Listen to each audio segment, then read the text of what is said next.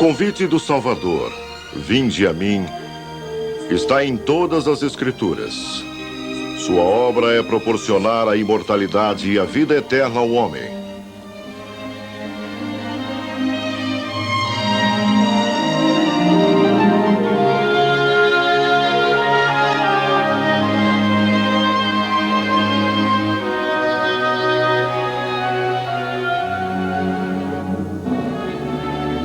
Os líderes do sacerdócio participam dessa obra. Como alma, eles orarão a Deus, pedindo força e sabedoria para trazer seus irmãos novamente ao Pai em Cristo. Esta é a missão da Igreja.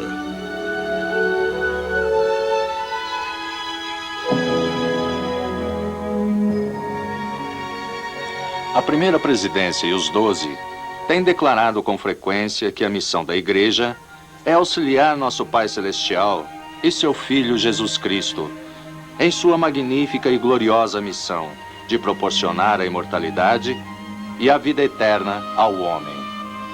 Esta missão consiste de, primeiro, proclamar o Evangelho do Senhor Jesus Cristo a todas as nações, tribos, línguas e povos. Segundo, aperfeiçoar os santos, preparando-os para receberem as ordenanças do Evangelho e instruindo e disciplinando-os para alcançarem a exaltação.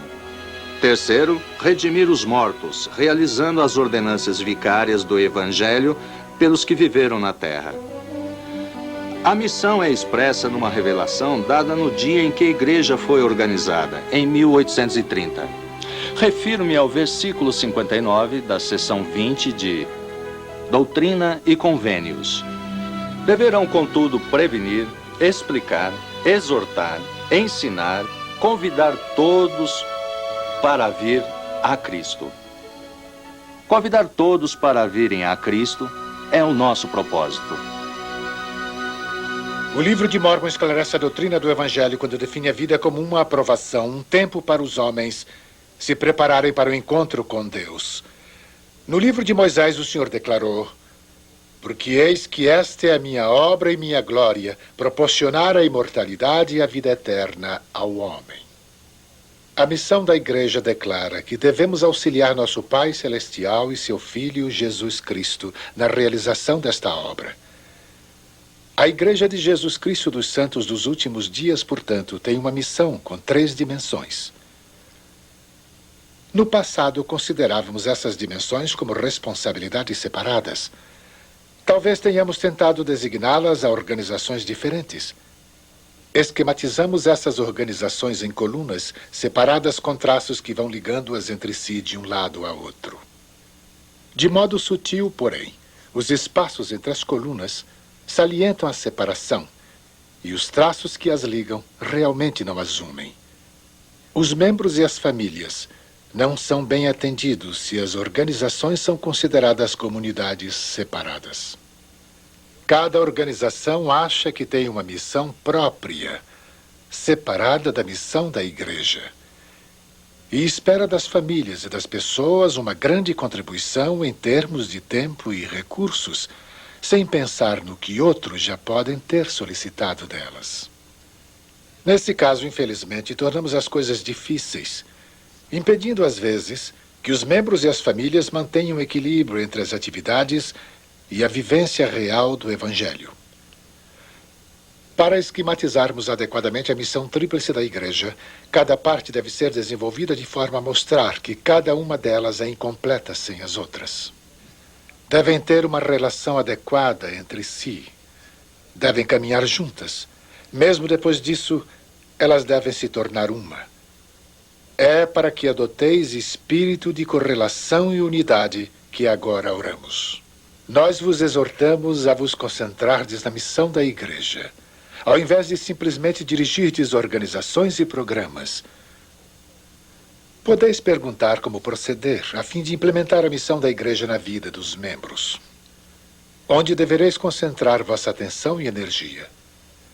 Talvez não tenhais observado que a declaração da missão nos diz como fazê-lo. Devemos proclamar o Evangelho do Senhor Jesus Cristo a todas as nações, tribos, línguas e povos. preparando-os para receber as ordenanças do batismo e confirmação como membros da Igreja. Devemos aperfeiçoar os santos, preparando-os para receberem as ordenanças do Evangelho e instruindo-os e disciplinando-os para alcançarem a exaltação.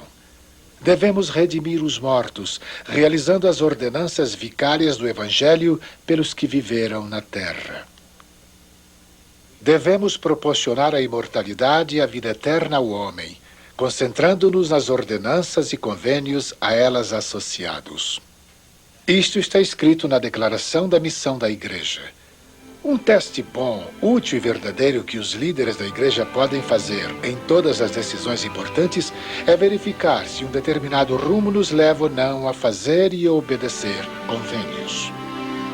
Quando concentramos nossas mentes nas ordenanças e convênios, todas as coisas que fazemos para pregar o Evangelho e aperfeiçoar os santos adquirem um propósito. Devemos certificar-nos de que, ao administrarmos as organizações da Igreja, todos os esforços levem os membros ao templo. Pois é lá que somos preparados em todas as coisas a fim de nos qualificarmos para entrar na presença do Senhor. Deus nos permite ver como o Senhor viu, que tudo o que fazemos para converter, batizar, ativar e aperfeiçoar os santos é consumado por meio da obra celestial da casa do Senhor. Os líderes do sacerdócio devem também unir seus esforços para cumprirem a missão da Igreja. O Comitê Executivo do Sacerdócio da Ala tem aqui um papel importante. A missão da Igreja deve fazer parte de toda a agenda. Isto ajuda os líderes a darem menos ênfase à administração e aos programas e maior ênfase ao atendimento das necessidades das pessoas. Irmãos, gostaria de modificar um pouco o esquema dessa reunião, se não se importam. Acho que precisamos usar esse tempo para nos organizarmos e podermos realmente fazer as coisas que precisamos, ao invés de só falar sobre elas. Quero dizer que o verdadeiro trabalho, o trabalho com as pessoas, começa logo que essa reunião terminar. Agora poderão verificar que relacionamos as 3 partes da missão da Igreja na agenda. E vamos discutir cada uma das responsabilidades todas as semanas. E faremos o mesmo no Conselho da Ala e no Comitê da Juventude do Bispado.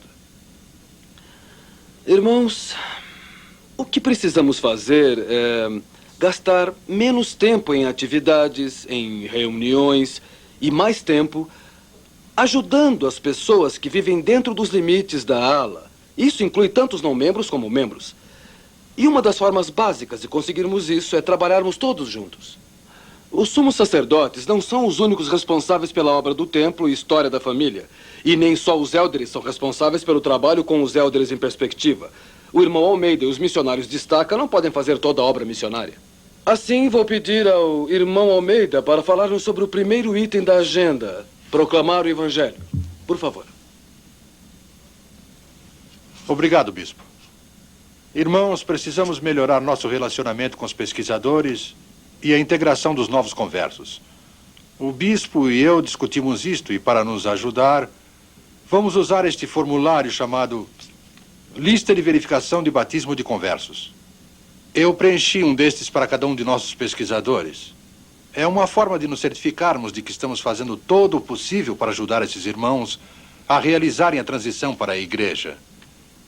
Um de nossos pesquisadores, Alberto de Souza, recebeu algumas palestras, mas ainda não veio à igreja. Ele conhece alguém da ala? Apenas eu e os missionários de estaca. Na verdade, ele precisa de alguns amigos da sua própria idade. Alguém com quem possa se identificar. O quórum de elders poderia envolvê-lo de alguma forma? Bem, teremos uma festa do quórum no próximo fim de semana. Podemos convidá-lo. Por que não tentamos apresentá-lo a alguns irmãos que mais tarde poderiam ser seus mestres familiares? Acho que isso tornaria a transição um pouco mais fácil.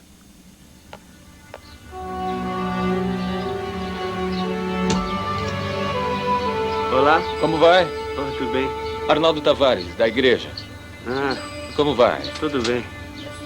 E quero falar-lhe sobre uma festa que faremos com alguns membros da igreja neste fim de semana. Ok. Olha só quem tem. Ei, vem até aqui. Oi, como vai? Olá, você conhece o irmão Souza? Muito prazer. Oi, prazer. Bom que o dia está ajudando, não é? É. Você gosta de vôlei? Gosto.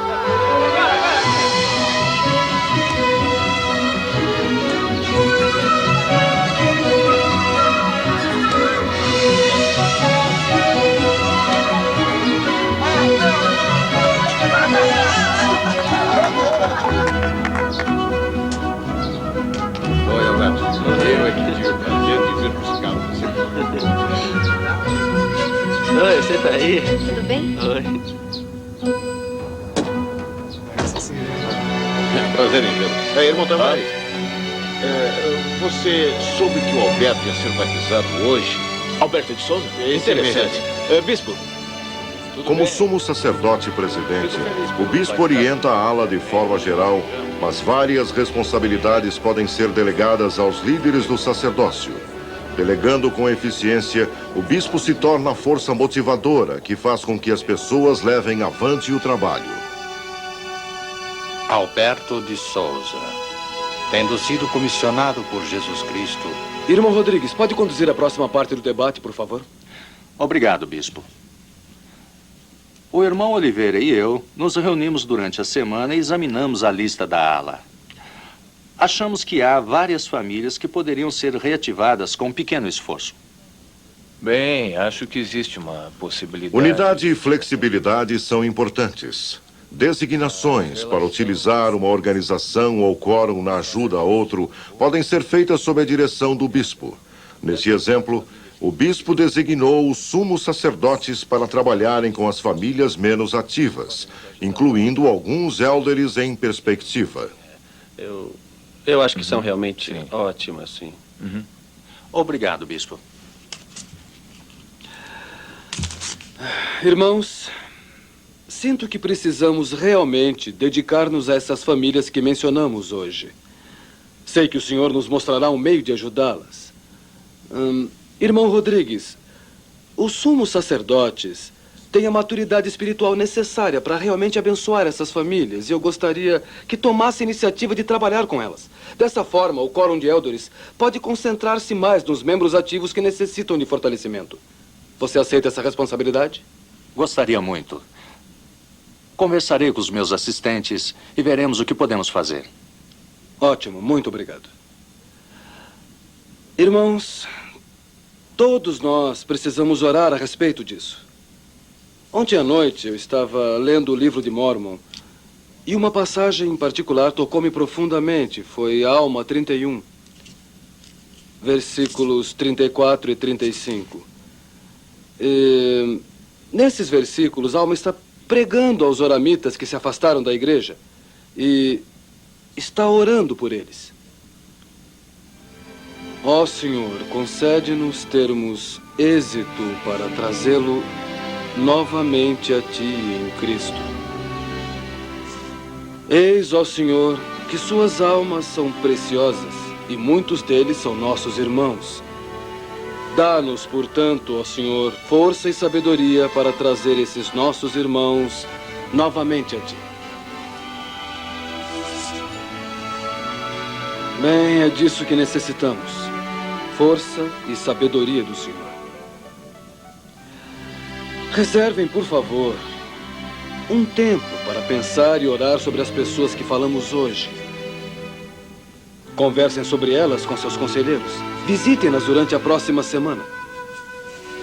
O domingo de jejum será na semana que vem e gostaria que jejuássemos juntos e viéssemos preparados para discutir como influenciar e ajudar realmente essas famílias. Sei que o Senhor nos auxiliará para encontrarmos uma forma de fazê-lo.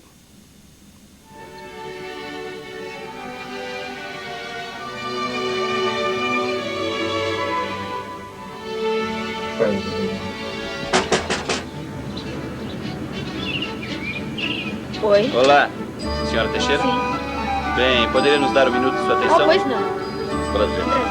Acontece que teremos uma atividade especial no próximo final de semana e gostaríamos de contar com a sua participação.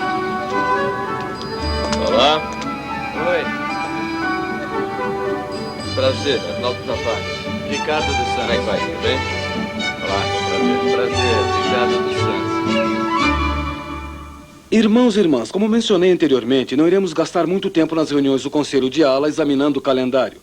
Por favor, passem esses anúncios das atividades antecipadamente ao secretário executivo e ele os colocará na agenda. Desse modo, não gastaremos muito tempo discutindo-os aqui. O que queremos e o que precisamos fazer é nos concentrarmos na missão da igreja. Basicamente, ajudar as pessoas. Relacionei as 3 áreas de responsabilidade aí nas suas agendas. Gostaria de iniciar com o aperfeiçoamento dos santos. Irmão Rodrigues, pode conduzir essa parte da reunião, por favor? Obrigado, bispo. Irmãos e irmãs, o bispo delegou ao grupo de sumos sacerdotes a responsabilidade de trabalhar com algumas de nossas famílias menos ativas. Selecionamos inicialmente 5 famílias com as quais trabalharemos. Darei seus nomes, mas lembre-se de que isto é muito confidencial. Reorganizaremos o ensino familiar e designaremos alguns de nossos melhores mestres familiares para essas famílias. Chamaremos também um grupo especial de ensino para visitar algumas dessas famílias e ensinar-lhes lições básicas do Evangelho.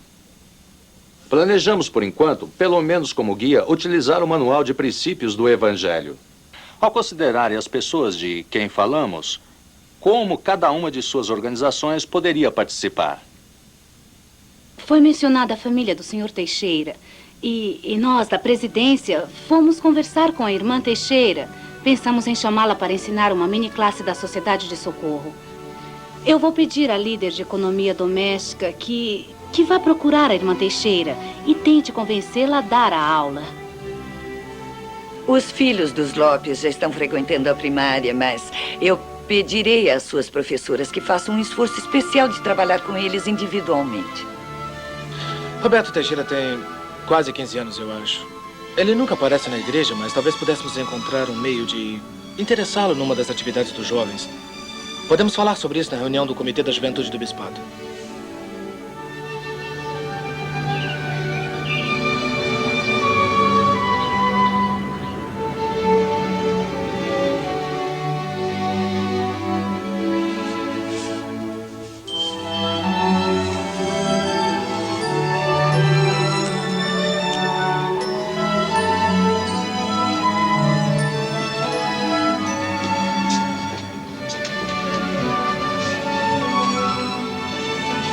Gostaríamos que você desse uma aula na Sociedade de Socorro. Você poderia fazer isso uma vez por mês? Sim, eu gostaria de fazer tudo o que posso para ajudar, mas eu não sei se estou à altura. Onde aprendeu a fazer isso? Com meu pai, eu acho. Ótimo! Você joga futebol, não joga? Jogo.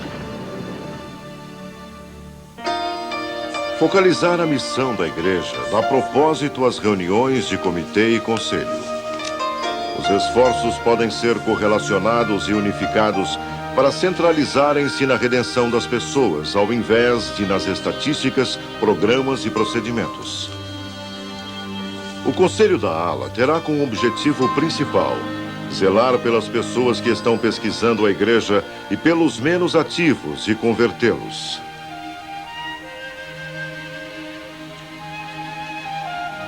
Os líderes do sacerdócio e mestres familiares trabalharão juntos para garantir que todos os membros, ativos e menos ativos, sejam nutridos pelas boas palavras de Deus. Os sumos sacerdotes e élderes unirão seus esforços para zelar por aqueles sob sua responsabilidade, estar com eles e fortalecê-los. Haverá mais serviço cristão prestado em segredo. Mais rapazes e casais mais velhos se prepararão para missões. Mais famílias e indivíduos se envolverão na obra de redenção de seus parentes falecidos. Os líderes da igreja passarão a compreender que, ao atender às necessidades das pessoas, todos os esforços ajudarão a levar ao templo, pois é lá que somos preparados em todas as coisas para entrar na presença do Senhor. Esta deve ser a meta final de todo líder do sacerdócio, pois sua obrigação principal é convidar todos para vir a Cristo e a sua casa sagrada e participar do poder e das bênçãos que os conduzirão novamente ao Pai.